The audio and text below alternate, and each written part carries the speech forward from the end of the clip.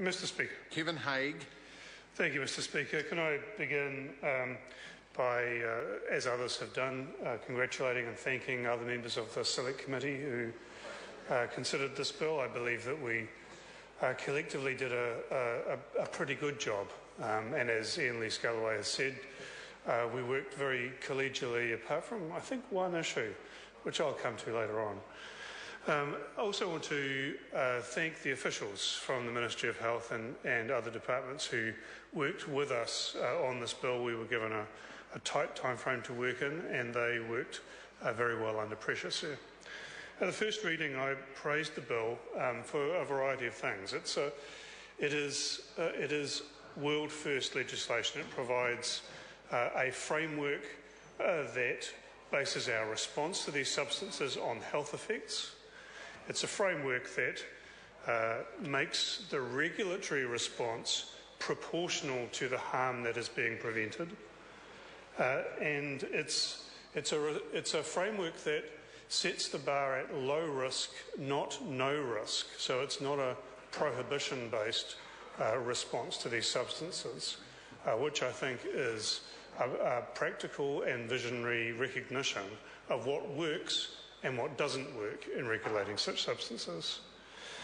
We're a country that's been very much at the forefront of this debate, sir. We were pretty much the first country to experience the wave of psychoactive substances with the BZP products. We were the first country to go into actually the failed regime of temporary prohibition notices, and now here we are, the first country to be developing this kind of framework that actually is modern and proportionate and rational drug policy.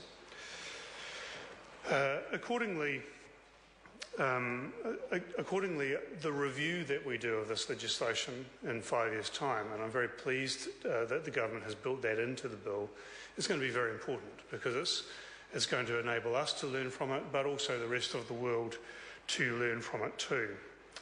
In that first reading speech, I indicated a number of areas that needed improvement, and I just want to run through those very quickly. Others have touched on some of them. I said that improving health had to be clearly stated in the purpose of the bill. Improving health and reducing harm is now very clearly stated, as others have pointed out. I said that the bill needed to define what low risk constituted. The bill doesn't do that, and I have to say, Mr. Speaker, and this is, I guess, the strength of our Select Committee process in New Zealand, I changed my mind. Submitters to the bill changed my mind on that issue, that actually it's better for practice to inform that definition, and that's what's going to happen. I indicated that a number of the measures that are used in the control of alcohol and tobacco ought to be brought over and used in this bill also to add to the suite of tools available for regulation of psychoactive substances.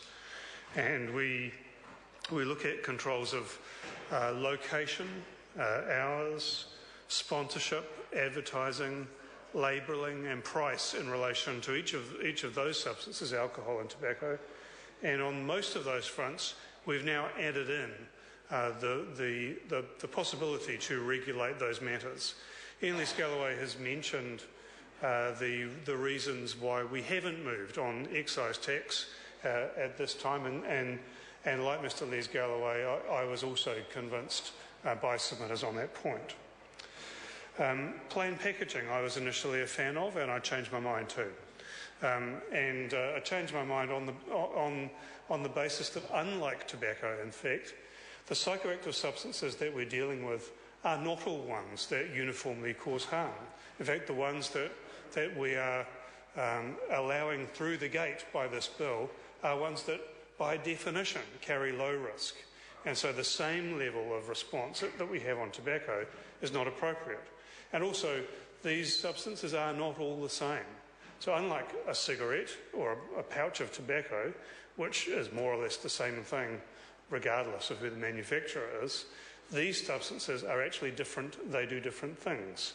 And so plain packaging is not appropriate, sir. In the first reading speech, I called for a shorter transition period, and that has been adopted. I also called for licensing retailers, and that's also been adopted. I think that's a very good development, sir. And overall, what we see with this bill is, I think, the beginning of a convergence of the way that we approach regulation of substances that cause harm, but nonetheless, as a society, we say a person ought to have the right to use that substance and to engage with that harm.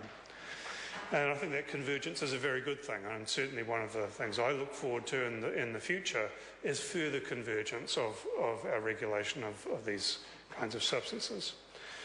Back in the first reading speech, I expressed the hope that we would offer the world a model that would be worthy of being world-leading. And I think with a couple of exceptions that we have done that. I just want to come to those exceptions now. One is around the possession offences.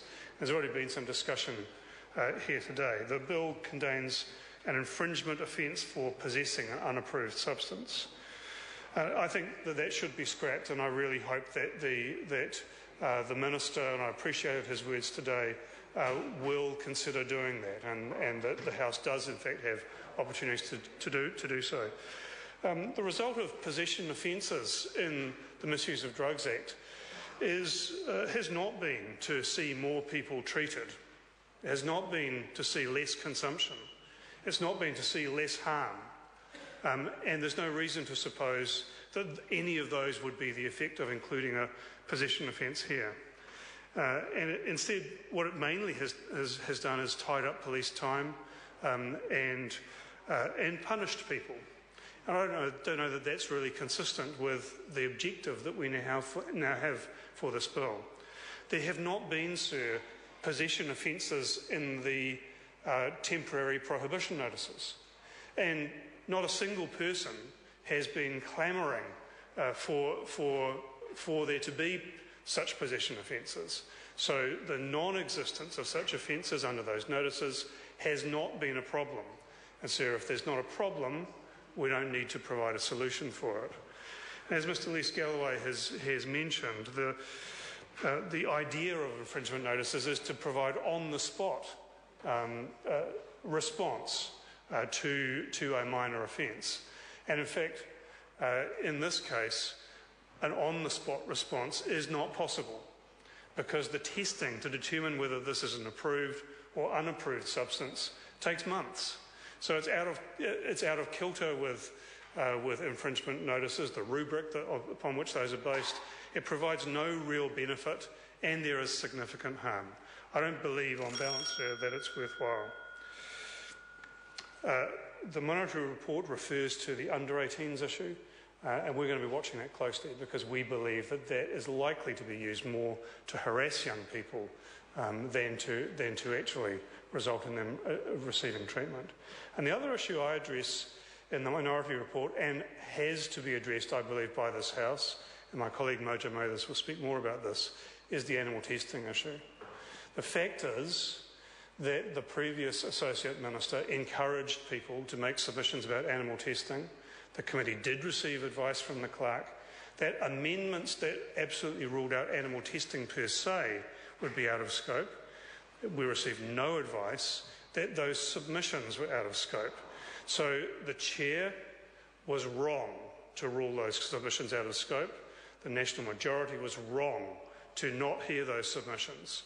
And how it stands now, sir, is that a whole bunch of New Zealanders have been effectively disenfranchised from their opportunity to have a say about this bill. And the only people to now have actually read those submissions, and we provide a little bit of flavour in the Minority Report, demonstrating how there are suitable alternatives to animal testing to establish safety.